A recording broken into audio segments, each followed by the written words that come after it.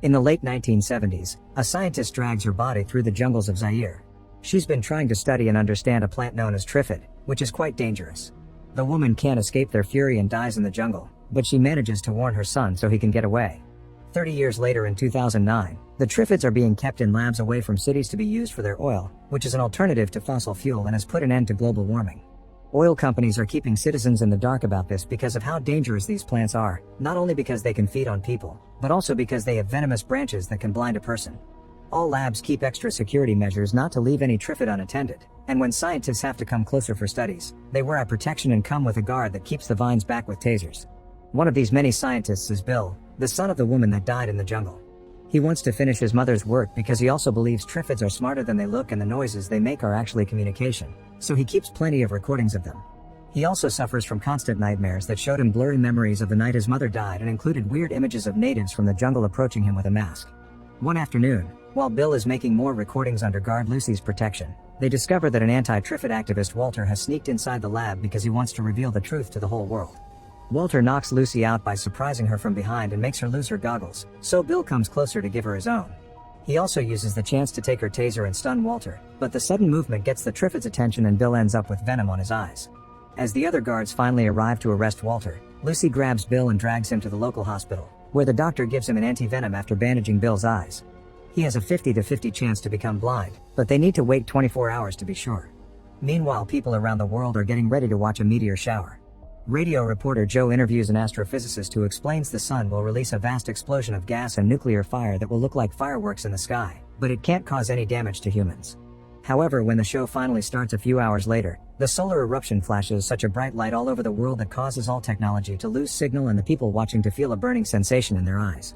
Because Bill spends the night sleeping with his eyes bandaged, he has no idea of what's going on. When he wakes up a few hours later, he goes to the bathroom and removes the bandages to discover his eyes are just fine. But after leaving his room, he also discovers everyone around him is panicking. He looks for the doctor and finally learns what happened from him. The solar eruption left most of the population blind. Bill decides to quickly leave to go back to the labs, afraid of what is happening to the plants without supervision, and finds the city has succumbed to utter chaos. In the Triffid labs, Walter notices the lights in the sky being stronger than they should be, and he covers his face with his hood to protect his face. Everyone else in the lab, including Lucy, loses their eyesight, so Walter takes advantage of this to escape his cell and free the Triffids. In a plane that is flying over the city, Torrance doesn't care about the meteor shower and is sleeping through it with an eye mask on, meaning he doesn't wake up until he hears everyone panicking. The plane's going down because the pilots can't see either, but Torrance ignores all the cries for help and hides in the bathroom with a bunch of life jackets. When the plane crashes, Torrance is the only survivor and he immediately begins taking advantage of the chaos in the city to rob stores. Meanwhile, Jo wakes up with her eyesight intact because she's been underground in a subway station, which is now in ruins because of the plane crash. When she goes outside, she bumps into a mother with a kid and they realize she can see, so they begin begging for her help.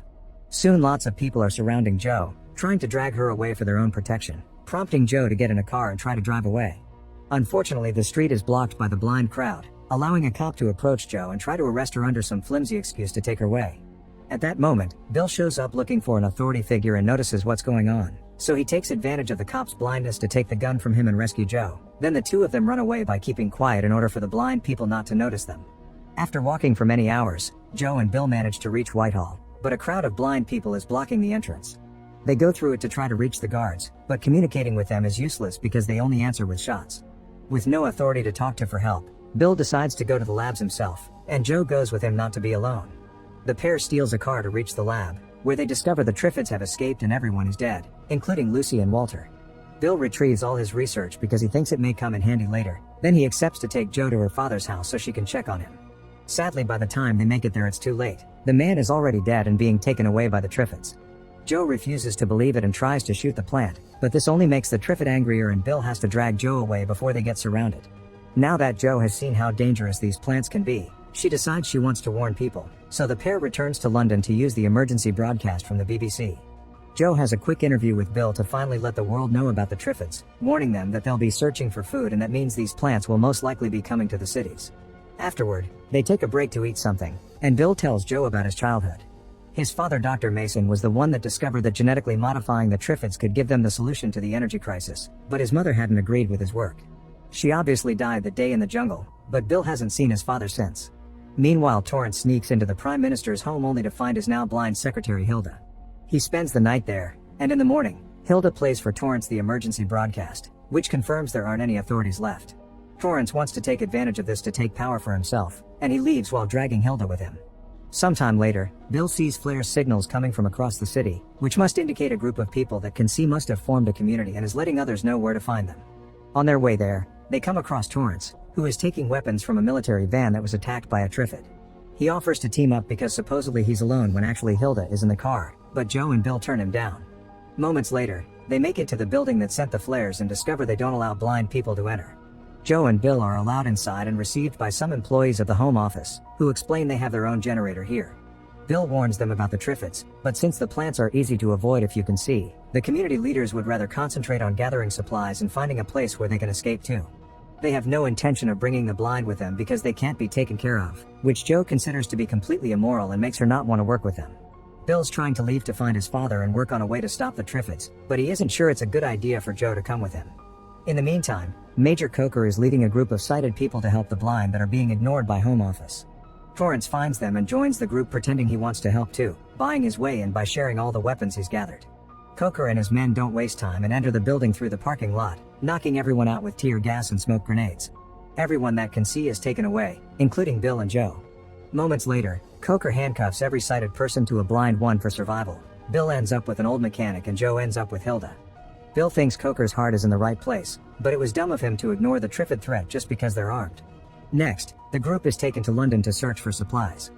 The first few houses they search are empty, and when they stop to take a break, Torrance lies and tells Joe that Coker would love for her to start a new broadcast to gather people for their cause, but she turns him down, not approving of these methods. Afterward, the group finds a supermarket warehouse with plenty of food for them to take. It's easy for them to get inside, but that's because the guards are already dead. The Triffids got there first. Joe is grabbed by one of them, and Bill manages to save her by using a lighter and a spray to light the plant on fire. Unfortunately, they still lose a few people in the other corridors, including Hilda, because the guard Torrance had assigned runs away like a coward. Coker finally takes the Triffids seriously and uncuffs the people left. Thus, when Torrance arrives, Coker demands to have more weapons to fight the Triffids and Bill as his right hand. Torrance obviously doesn't like it, but for now he accepts to play along. When they return to London, Joe sees Coker's change of mind and accepts to do a broadcast to help before she leaves with Bill to look for his father. Torrance doesn't want her to leave, so he asks her to do a broadcast right now without any planning, and immediately people all over the city come to them to join their cause. While Joe is busy, Torrance sends his men to kidnap Bill and Coker and take them to the forest to make it look like they were attacked by Triffids while Torrance takes over the leadership of the group. After the broadcast is over, Torrance tells Joe that Bill died during an attack, giving her the things his men took from Bill's jacket as proof of his story. Meanwhile in the forest, Torrance's men make noise to get the Triffids' attention, but the plants get to them faster than expected and kill them all. With the Triffids busy attacking the soldiers, Bill and Coker get to escape and gain control of the truck, although Coker's eyes get sprayed with venom on their way out and Bill loses his tape recorder when he uses it to distract the Triffids with their own noises. When eventually the truck runs out of gas, the pair begins looking for shelter on foot. The next day in London, Joe continues to make broadcasts to call people over from all over the country, and Torrance asks Joe out for dinner, saying they still need a happy moment in dark times, but Joe turns him down. Later, Joe notices people are building a wall around the area to keep the Triffids out and is starting to get suspicious of how much attention everyone pays to Torrance's orders when this should be Coker's operation. Since Coker hasn't been around for a while, Joe approaches a young fighter named Troy to ask if Bill really is dead, and Troy admits they don't have proof, just the tape recorder one of their men brought back from the forest. Furious, Joe sneaks into Torrance's office and recovers the recorder to put it safely away with the other Bill's things. Back to Bill and Coker, they finally come across a church where a religious group takes them in and helps them with their wounds. This group is led by Mother Dorrant, who doesn't turn any refugees down and explains that the building is safe from Triffids. Bill finds this suspicious because it doesn't fit Triffid behavior, but Dorrant promises this is the protection of God. Coker decides to stay with this community, but Bill leaves the church to continue looking for his father. As soon as he enters the forest behind the church though, he finds out the truth behind the so-called protection. It turns out Dorrant has been sending people, even priests and nuns, as food for the plants to eat and keep them from attacking the church. Bill immediately goes back and arrives just in time before Dorrant sends another girl away under the excuse she was chosen to build a new community somewhere else. As soon as Bill tells everyone the truth, the community kicks Dorrant out and accepts Coker as their new leader. Now Bill can leave for his father's place without worrying about them. In London, Joe tells Torrance she does want to go to dinner with him, pretending to be on his side. Later in the evening, while Torrance is getting ready for the date, Joe makes one last broadcast telling people not to come because Torrance will want them to die for him. Obviously this angers Torrance and makes him send his men after her, but Jo is already on the run with all of Bill's things in her pocket. Troy does see her hiding, but instead of snitching, he lets her get away. It's quite difficult to run through the city while dodging all the Triffids, but eventually Jo manages to find a working car and drive out of London safely. She remembers the place Bill grew up in from when he shared his story and takes the car in that direction, only to end up accidentally crashing and having to continue on foot. When she enters the forest, a truck shows up ahead of her, and no matter how fast she runs, the driver comes after her and captures her. In the meantime, Bill arrives at a town that has been abandoned after a Triffid attack. He almost gets shot by the only two survivors, who turn out to be two very young sisters called Susan and Imogen. Susan is very wary of him, but Imogen is desperate for the company of an adult and accepts to give Bill the family car as long as he accepts to take them with him. After driving a couple of hours, they come across another vehicle and the driver turns out to be Bill's father, Dr. Mason.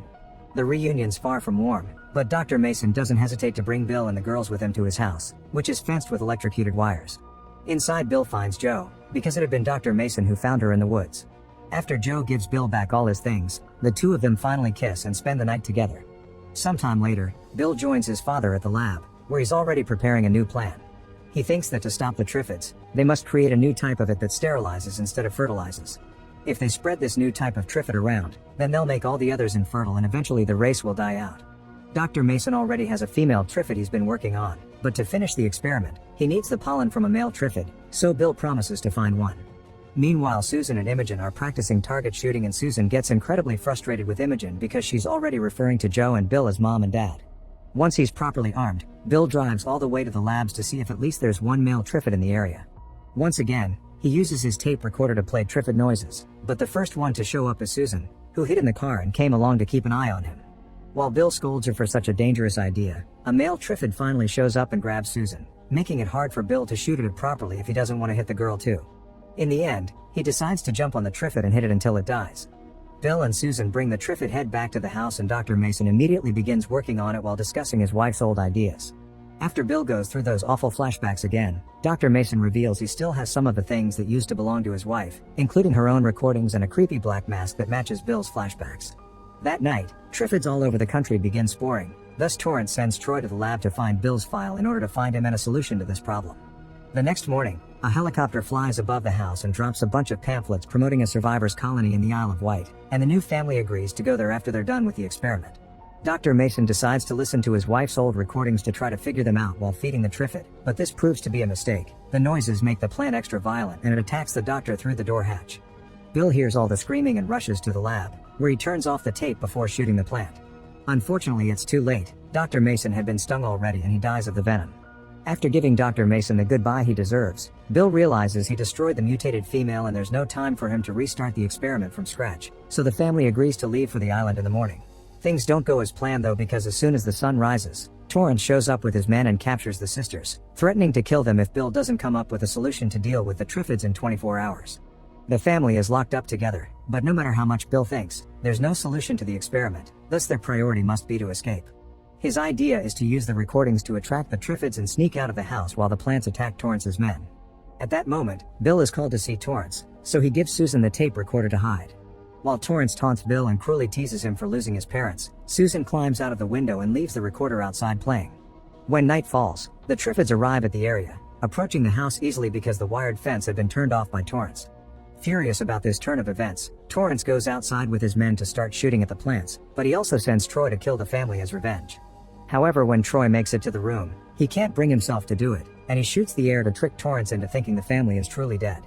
Then, Troy knocks out the guy in charge of the house power switches, and when Torrance sees the plants are close enough for electrocution, he sends an order through the walkie-talkie asking for the electricity on the fence to be turned on. Troy pretends the switchers don't work and the Triffids get to attack the men.